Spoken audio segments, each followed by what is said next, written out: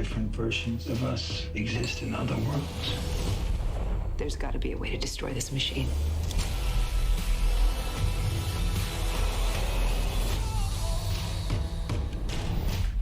Moving in now. As that tone ends up coming out, apologies on that, as now we have Zuzo over here with that launch pad going over and going to immediately take the high ground. Now, if you check in that bottom right-hand corner, you can see we're going up over the top and onto the full other side of that mountain, which means Zuzo's going to stop here because anybody who doesn't have utility is going to be forced to rotate directly in front of him. Yeah, but he's like almost not even on the highest peak that he'd want to be on. Yeah, and now going to opt to use the last of his shadow bumps instead. So it seems like kind of a missed opportunity, but now you see a ton of players trying to get over the far side of the stone, and everyone's going to pop out at once as Ukes gets picked up by each Bin and Ison. As Zuzo now is looking to try and find somebody to rotate through. Frederick picks up Magnum and then gets over onto the launch pad and resets again. Zuzo with that last launch pad, if it goes back over the mountain, will have to use it very, very wisely. A look at where everyone is right now, and oh no, Bezin does get dropped on down. Fredder, 110 total health, does get a campfire, which is key.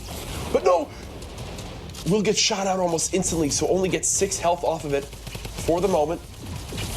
Great job catching himself, but he's right on top of a player. Oh, can he get the med kit? No, not able to grab that or the mat, so he's still down to 35 mats, but a great disengage onto the backside of the zone, and he catches Oscar right as he goes in the rift. That was huge, and it puts him into the top 15. And it's going up a mountain, and it's going up a mountain. Literally a game-saving moment for Frederick right there. Zuzo still building towards that high ground. You see Alex inside the ball, the last vehicle left in play. Chicken Noob gets cut down. This lobby dropping very, very fast, Sundown. 8 players remaining. The build comes in. Zuzo dodges the trap at the last second to stay alive. Still at 200 HP. Launch pad on the high ground as well, and beautiful job connecting the build. On that high side, 2 traps go on in. He knows both those players are on just low HP. It's Holly alongside Fishstick Alex. We're going to drop down to the low ground. Frederick dropping as well. Still 7 players left. Yep, you have Fredder in the bottom right, Zuzo in the top right on the high ground. He has Giuseppe just below him on the wide. As you see Fredder pick up a quick and clean double that also puts him into the top 5. So 4-point swing there for Fredderluck as he continues to work down, has all the shields he could possibly ask for now as Zuzo is forced to waterfall down, but only on 8 builds as Fredderluck picks up Fishstick Alex as well, and then he also gets Hawaii. 14 for him right now, Courage. 14 limbs. On the high ground is Zuzo on 8, and then Giuseppe midway through. The spray coming in from both sides. No builds left for Fredder. He's going to have to make the most of what he has at the moment. Does find 500 metal, and just like that, it's time to go. Right on through the floor, 1 versus 1, the 15th limb. Will he be able to look up and get some shots down range in time? Doesn't appear so. No, and it looks like we're just going to reset Zuzo, trying to maintain his high ground and get over to that next one. He knows he doesn't have a way to get back over there, and he doesn't have the build either to maintain it. That was his last build. He has to go down and challenge. He has to hit the shots. Will he find it? Fredder, can you close it out, and can you clutch it? He does. Fredder jumps back out from underneath, hits the shot. 16 elims, victory royale, 26 points. Well done, lad. 26-point game right there. You can't ask for much more for Fredder as he clutches it up in the end.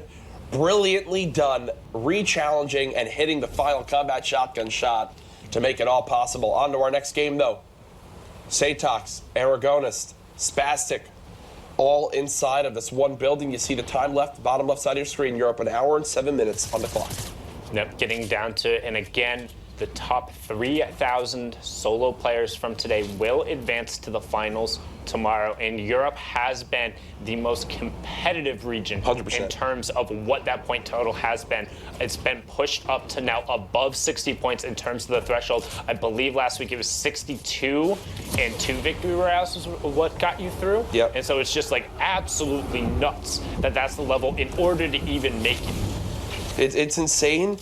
How? Oh, no, I apologize. That was the duo one for last week. The last solos was 66, 65, and 2 victory royales put you through. It is just so insane how stacked it is and how the weeks have gone on, how much more competitive it's all become, because now people have been watching, people have been learning, wanting to get in, wanting to compete. More and more people have been qualifying for Champions League to be able to compete. It's insane. Sintox right now using that flint knock. Seems like it's his one ranged weapon alongside the combat shotgun. Which he actually used to great efficiency right there, being able to use it from inside the box so he didn't get pushed back into the storm, and then swapped over the combat to finish it off. So getting a great chip right there. So while it does have the slightly wider spread, it doesn't end up having the bloom going through. But now we got Not Bad Sniper with a not bad inventory either there, and he's going aggro on this baller right now. I mean, you just dropped an RPG in there, right? Yeah. I always get scared shooting RPGs this close because knowing me, my opponent always blocks and I take damage to myself. I like that. I like that. Doesn't tunnel vision. Knows his heavy sniper, that tool to break through any wall and gain access, isn't reloaded. Besides, let's fall on back. I've got a great inventory. There's no reason to risk anything right now. Yeah, he wants to try and steal this baller away from the other player, but he knows the player is there. Here's kind of the tomato splats going off against the wall. Somebody saying like, hey, I'm nearby instead. Settles with taking the minis away as the rotations are now going to come out. I mean, this is a pretty stacked game as well. You have Avarice, Fleox right there. You can see the rift going off as Healthy decides to rotate up and away. Bad Sniper is looking for wherever that launch pad was, but can't seem to find it, so might have to use his own. And instead, he's going to grab the driftboard and say, Cowabunga, I'm away. Here he goes. Driftboard, still so useful for that rotation. Yes, you are vulnerable, but you know what? Look at how well that just went. It's a risk versus reward play. Not Bad Sniper, just trying to dodge whatever trap may come in from his opponent right here. Finds a couple weapons. It's a metal that he can pick on up. Nicely done. Healthy Twins RPGing anyone that tries to push on out of that zone. And Not Bad Sniper with the inventory he has. He's already sitting on should look 4. for some nice elims. And he's on 4 elims too right now, so he's already in a pretty good spot. Has picked up the legendary AR as well, getting close to the top 15, so looking for that second placement threshold. But in reality here, he's getting really thin on mats, already down to max metal, using 4 per on each one of these. Doesn't have the launch pad to get out, so instead he's going to look to push, and he does find Spastic and manages to get only the wood there, but gets 500 of it. Look at the pathing. Recognizing that a wall couldn't be placed there and hits the rift as well. Not Bad Sniper, 6 elims, top 12 right now, and all the materials you could ever want for this late game. Yeah, and honestly, Not Bad Sniper has really been, this is going to come as kind of like a backhanded compliment, but he's been the Saturday All-Star for Europe. Every time we've ever tuned into him on Saturday, he is ripping people apart and making plays, but I want to see him bring it over to Sunday one of these days, because it's clear that he's capable of doing it. It seems like he just needs to be able to translate it as he lands 2 great combat shots there and continues pressuring towards the high ground. Taking a good amount of storm damage. They edit to drop the opponent down, but he did have redeploy, so down to just 20 actual health, and if he got dropped from right here, he would go down, but there you go. That's all he needed. A quick little HP tick on up. Everyone challenged for the high ground at the moment.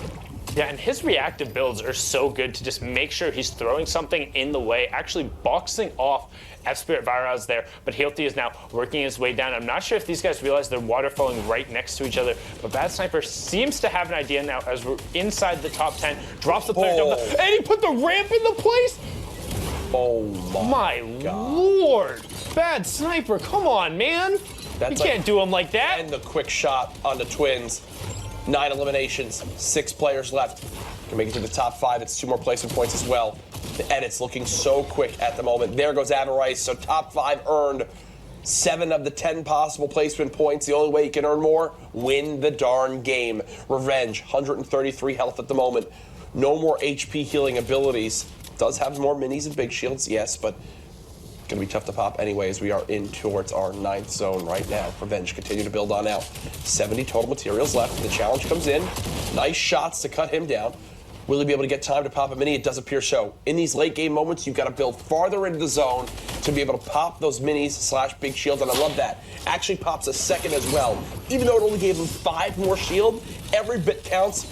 While all the fight is going up above, Revenge is able to pop enough shields to get back to full health. Yeah, and Bad Sniper there looked like he just picked up another trap elim, but now we're going to be pinned right up against the side of Polar, and you see nobody wanting to do that, so everyone going aggro. Ctox drops down to Revenge, picks him up there, but Bad Sniper trying to find the RPG. That's what I was worried about! Nowhere, and he was worried. Courage. What did I tell you? You called it. You're right. I'm telling you, in these high, tense arena moments, you cannot be 1 block away from your opponent and pull out an RPG. These guys are too good at picking up on the audio cues and recognizing when you're about to try to make a play with it, and they will block you so often that you literally think that they're cheating.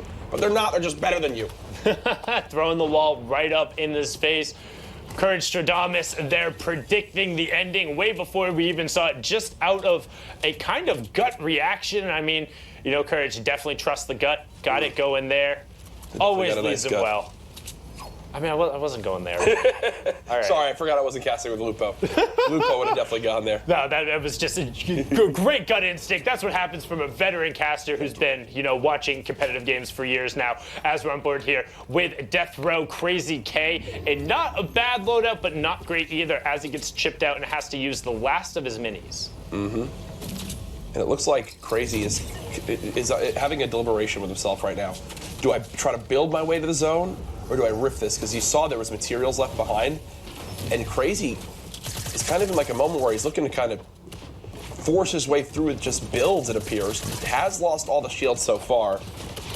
He's looking really indecisive. So initially what it looked like he wanted to do was kind of the patented Tfue cloak, take all of the extra materials, tunnel out, and then double back to it. Yep. And he did that initially, but then a bunch of action happened to his right, and then he wanted to get involved with that, and instead it just ends up with him getting chipped, and then not being able to double back for his own builds. Yeah, and so he's like now just lower on mats.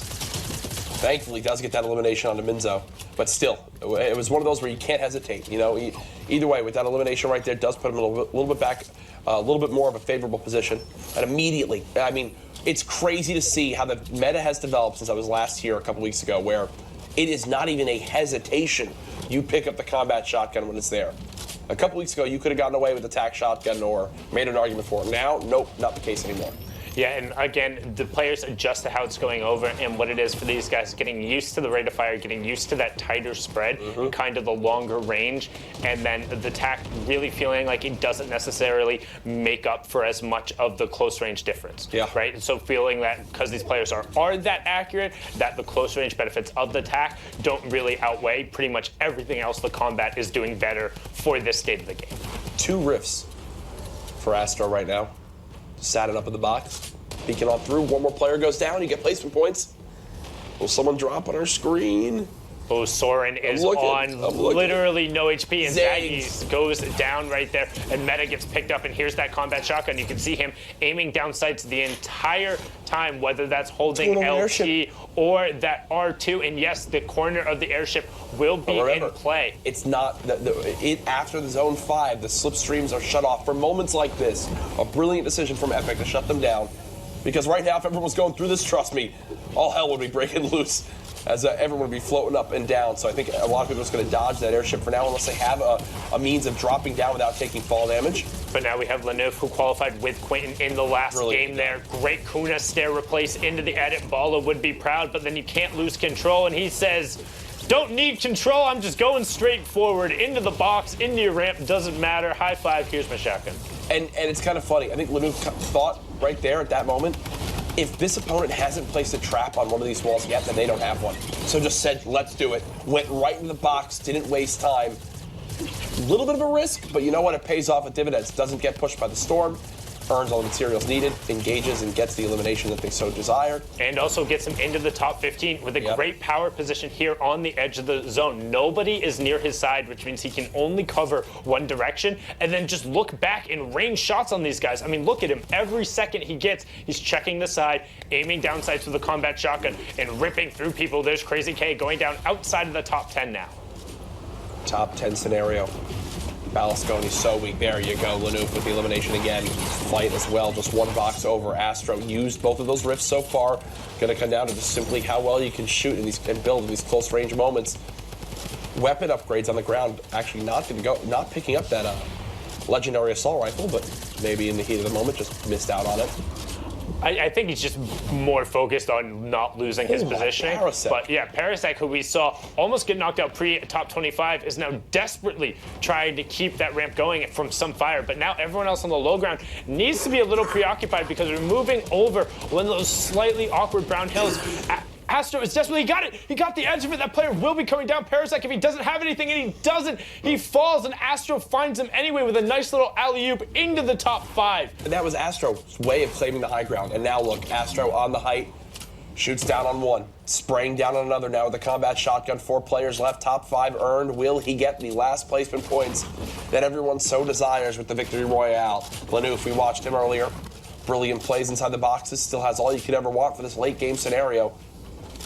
Just peering on down, waiting for this player to edit on through. A nicely placed ramp does block that shotgun shot, though, to save that player another day. Stink comes in. Not sure if he's getting any tags at the moment. I believe there's one player close, but jumps over the Stink for a moment. And now it's Lanouf versus Astro. 1 versus 1. Astro still on that height. Both players low on builds, about 20 left. Lanouf takes a little bit of damage. Trying to challenge that up. Astro just holding that right side. Lanouf down to just 3 shield.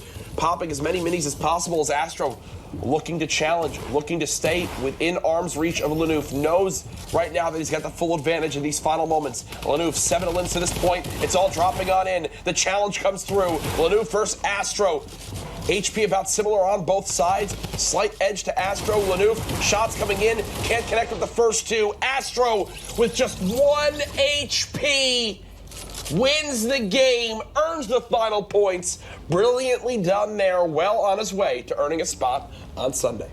Great effort there from Lanouf. Wasn't able to quite put the builds out. Ran out at the end, got the shots, but didn't hit everything he needs. So Astro SMZ, the young kid from Gambit, taking that one away, getting the brilliant victory royale and running it out. I mean, pretty impressive, right, Lupo? Absolutely, Sundown. Honestly, Saturday is always kind of the day where I feel like more shenanigans kind of happen. There's a little more craziness, a little more franticness, which for me, I kind of appreciate that. On the entertainment side of things, it's, in my opinion, gives us a little more to talk about as far as insane stuff that happens. But that's not the only way that these play out. You have a lot of very strategic players, and they take advantage of opportunities. And one of those things, we're actually going to look through a couple different plays real quick. Starting right here, Lowless, the top-down ownership of as much as he can of the map. See here, all the way up top, always very cognizant of what's going on around him. Peeking down from above, drops in and gets a couple shots off real quick. That elimination right there, and immediately you notice he looks back up to see who's going, if there's anybody rotating in from above. Does get a shot there and a baller, and here's the float in. A little flick up there and picks off an elimination. Meanwhile, Zuzo, I think an example of poor awareness, potentially, on some opponents' parts. You see lasering one opponent down right there as they were looking up at the top, and right here just kind of waiting his time. That fish does not necessarily see what's coming there. 2 combat shotgun shots from above means an elimination. Excellent example there of Zuzo showing players maybe not necessarily listening, and that's not the only player. Freder here, dropping in a couple quick edits, dropping down, watch that right there. Places the pyramid, catches himself, and then immediately edits the corner out to drop in and get another elimination. A lot of quick plays there. Zuzo, meanwhile, from above, very accurate, taking ownership of both the high ground here and maybe the lack of awareness from the players underneath. Another quick headshot there, picking up a second elimination. Freder here, the edit on the outside, is just kind of waiting, biding his time, taking the shots when he needs to take them. Catches that first player, but does not forget the fish is still inside the box and picks up the back-to-back very quickly. A ton of good examples. That's why I think Saturday is always one of the best days to see these quick reaction shots, the fast flicks and aggressive plays from players that, well, I mean, we love to see it in Fortnite. We've seen it a ton in the past. And even with the changes that are coming out, things haven't really, things are still high paced with the players at this skill level. Zuzo, as we saw a couple times in the middle of all those, well, a player to keep his eye on. Freder on top of it as well. It's just the rate at which these players react to what's happening is incredible. Now, the standings, as you see here on the screen, Lowless, one player we saw multiple times, has played only 4 of his games, and I don't know, hopefully people are seeing this. This is 4 victory royales and 4 games played. That's 100% win rate thus far, and literally the place right below him, 10 games played and only 1 victory royale. The rate at which players are playing these games definitely shows that there's a big difference here. 67 points all the way up at the top there in the top 10, finishing out at 54. Not a massive spread, and you still have a ton of games left to play across the board here for a lot of these players. Only 4 though, that's 6 left. It would not surprise me, 67 all the way at the top, that's going to be a triple-digit point placement by a mile, in my opinion. So we've got a lot of top-down ownership, a lot of really fast reactions, and it seems like quite a few players maybe not playing up to par necessarily, a couple caught off guard in the middle of all that. But to see more of that, we're going to throw it back over to the boys over the casting desk. Gentlemen, if you could, please take it away. Thank you, Benny Boo. Sundown, is that the first time we've seen a player 4 wins in 4 games? What? I think so, to win the first 4 out of 4. I know that Volks and Parpy won their first 3 in the finals, then got second in their 4th game, but I don't know if we've seen 4 for 4. And I mean, a really impressive way. That's basically going to lock him in for Sunday. So now it's all about just keeping that momentum riding. Ladies and gentlemen, there are powerful weapons out there in the history of online entertainment. Thor's hammer, the Infinity Blade, and now the semi-automatic sniper rifle, Zizri. The power to strike down his opponents in the most fearsome of ways with this scoped weapon of the gods. I'm shocked that we're even seeing it today, because for me, it feels like for the comp players, it's kind of a trap, right? Like anything else that uses heavy ammo, you're gonna get more effective DPS out of it with the first shot accuracy. Like particularly the suppressed snipe, the heavy snipe, all end up doing the job a little bit better. I mean, even if you're looking at the hand cannon, you kind of get it a little bit better, as we're on board here with Lowless as he was sitting at 50 points. So probably another huge game coming out from, again, we're not exactly 100% live. We will be pulling games from the top of the leaderboard as you can as well. But now, doubling back to semi-auto, when it was introduced, it was one of my favorite weapons because I have a hard time with the projectile, just tracking it through, and I like not having to reload and take it out. So it helps me if I don't hit the first shot. Odds are good I'm gonna hit the second or third. With that being said, I'm surprised we see players. Honestly, he probably has it as just like a pick potential weapon, but you almost get more DPS out of an AR. So not really sure what his game plan is with that there. I would rather have a bottle of Windex and a roll of paper towels to fight my opponents. I challenge that. We can 1v1, you can have the Windex and I'll have a semi-auto sniper. Hey, you never know. You really never know. It would be quite the challenge indeed now as we get inside of that first placement threshold, top 25, and you can see Lowless again with a great position and great angles covered from all sides despite being in the center of that zone. And you can see the scoring format over in the top right. Top 25 is 3 points. Next one, top 15, grants you 2 more. Top 5 is an additional 2, and then the Victor Royale gets 10 as Lowless pops that Shadow Bomb and gets on jumping. Lowless floating on in, you just see all the way across. Mountains, it doesn't matter what's in his way. He's going to get the high ground. Every single time we've gone to Lowless, seems to be towards the top side of the height. As now Luke Boy Scram, shots coming on in.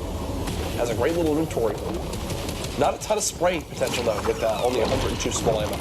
Yeah, needs to kind of focus on pushing through people's boxes with the heavy sniper and covering his sides. Does get ownership of the wall next door, but is getting pressured a little bit too much. Not sure if that player recognizes it, and instead is going to opt to just be a little defensive and pop on out for him again. Snooze lose, caught snoozing, picked up inside the top 25 as Scram, the player who qualified in week 2, part of the Loot Boy duo with Mexi, picks up the rocket launcher as well from that one. And goes from only like 105 SMG ammo to a legendary assault rifle with 485 shots. Yeah, so he's going to have more than enough pressure there as these builds end up going. You can see Lowless constantly hawking for players. He's not just playing for placement. As the player jumps out, hits a 180 attack, and he says, all right, I'm going to leave. Yep. Don't want to get hit with that. Pops a mini and immediately gets it taken away. So instead, opts to drop down, catches himself with the Shadow Bomb, so no fall damage there. Also waits as long as possible, so he'll have as much time as he gets over in the other player's box. And what a great box fight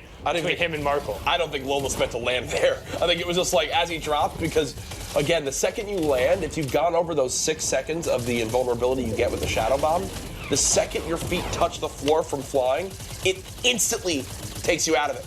So he just kind of dropped off that mountain, landed, and it looked like landed right inside someone's box and had to make that close-range, awkward fight end in his favor. Now, he'd see there as opting to leave Shadow Bombs. This is the first time I've seen players actually do this, just left a Shadow Bomb in favor of carrying this rocket launcher and the heavy snipe combo. So we'll see if that will pay off for him. Goes to the launch pad, and a great little dodge there. You see him move his head to the side, and all of a sudden, he's on high ground with that rocket launcher and the heavy sniper. That's terrifying, but Lowless is going up.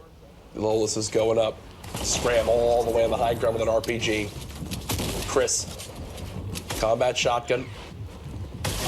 AR combination are the weapons of choice right now. Sprayed on down. Beautiful job catching on the side of that mountain. That's why you always want to stay close and connected to it.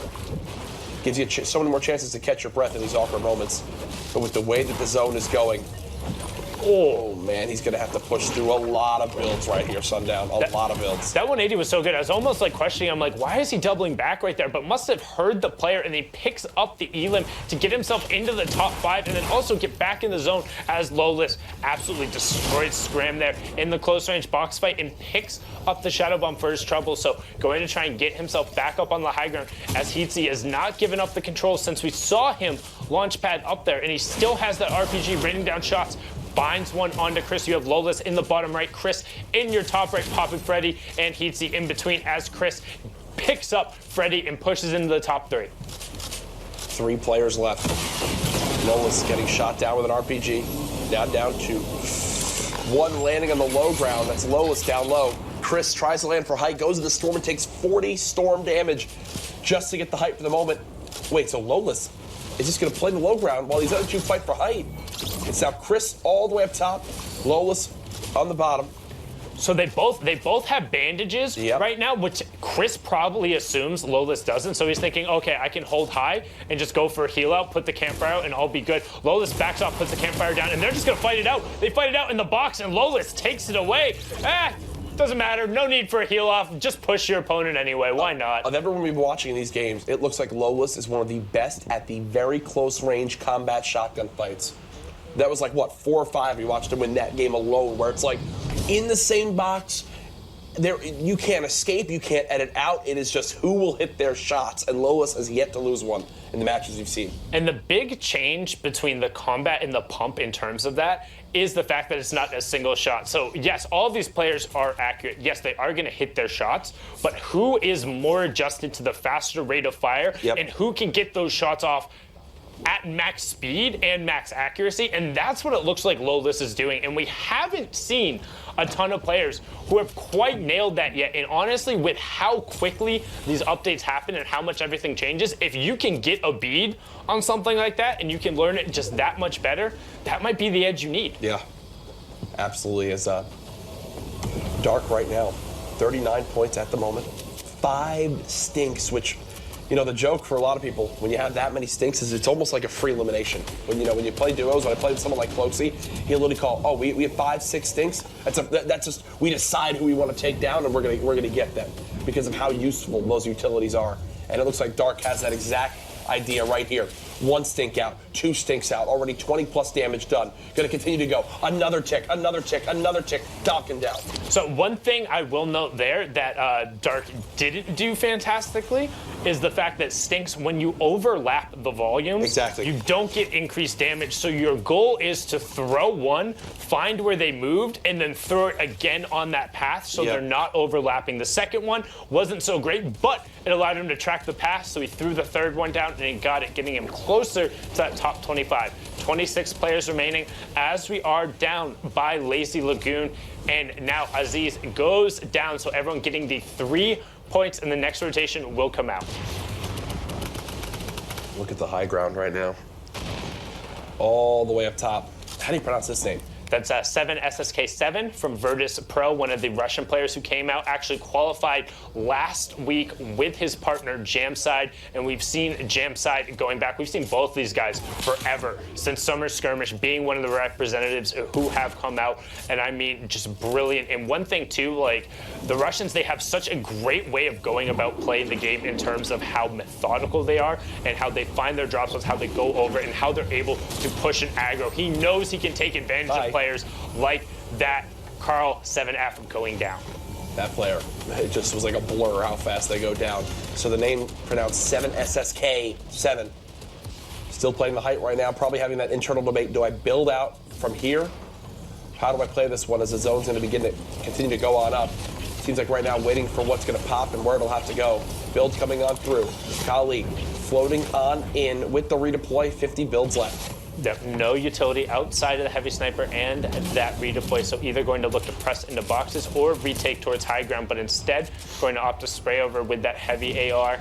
see him trying to find an edit maybe, but that player covering himself as AkiExo does get picked up, and we're inside the top 20. And this lobby's stacked as well. There's a ton of really good players in here. Noodle Kongan, who we saw higher up on the leaderboard, is up there. You have Kali in here as well. I mean, a lot of these guys can play. Yeah, and we're at the top part of the points. You know, from what we saw, 50-point lobbies. These are definitely very solid players, as you mentioned. Kali now up to 100 limbs. Ooh, quick reaction time. Just deciding to build that player in the zone. It says, peace, I'll redeploy away. And for all that, only takes 22 damage. Not too bad. As he's now on the front side of the zone, we'll look back to see if he can get any shots downrange towards players with the zone at their back. Yeah, and you still have 7 SSK7 up on that high ground, working his way down there. You have Arson 2K in the match as well. Elocrats down there as Dark does find an Elam on to Dark. The 7 SSK7 using that new tactical assault rifle to just spray shots down. Zane gets picked up as we get closer to the top 5, and we've moved over the water as well. So getting the rotation out here is going to cost you at least 1 extra map. Noodle Kong in, going down outside the top 5, and everybody's pinned against that backside of the storm. Jesus. It's chaos, and right now 7 SSK7 is just like fish in a barrel. Might be an understatement. Yeah, he's just like, hey, have fun down there. I'll chill up here. Still has a rift as well to go. 7 SSK. 5 players left, made it to the top end of the placement without actually winning the darn game to get those extra points. Here's a heavy sniper go off. You gotta expect someone's in someone's box and says, you know what, hey, that sounds like a great idea. I'll do the same as Mokar, now cut down, and 7 SSK doesn't skip a beat, right back to the high ground. Straight up, and now you have Kali on the mid ground, Gentoo just above ultimate low, and then Screamy down there. And the Virtus Pro player has so much more than all of these guys in terms of effective health, in terms of mats, in terms of utility. And right now, it looks like he's going to have them in terms of points as well. Working top down, you have 7 SSK7 in your bottom right, Vex and Screamy in your top right, but picks up an Elam there, which actually gives Screamy the high ground right as 7 SSK7 drops down to challenge. So Screamy now is going to be the one who dictates, blocking him off. Again, not able to find the edit back out. Can't find the peak shots. He drops down and instead catches back-to-back headshots. Victory route going over, and he says, hey, I shoot my shot. Ballin, 119, 136 with the combat shotgun right there. If you play a lot, you know just how tough this can be. Brilliantly done right there. Vex and Screamy in your top Absolutely right, but picks up an Elam there, which actually gives Screamy the high ground right as 7 SSK7 drops down to challenge. So Screamy now is going to be the one who dictates. So one of the most recent signings happened, I believe, less than 48 hours ago. E11 being the gaming organization coming out.